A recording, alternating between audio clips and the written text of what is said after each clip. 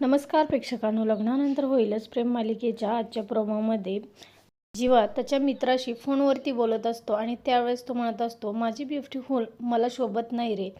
हो, मी खरं तेच बोलते, कारण तिचं वजन किती आहे ती मला पेलवत सुद्धा नाही. या बाबतीत पार्थ दादा माझ्यापेक्षाही सॉलिड नशीबवान आहे बरं का. आणि जीवाचं हे सगळं बोलणं ऐकून नंदिनीला फार वाईट वाटत असतं. तिच्या डोळ्यातून पाणी येत असतं आणि तो बोलता बोलता डायरेक्ट त्याचं तोंड दरवाजाकडे होतं आणि तिथेच नंदिनी उभा राहून सगळं काही ऐकत असते.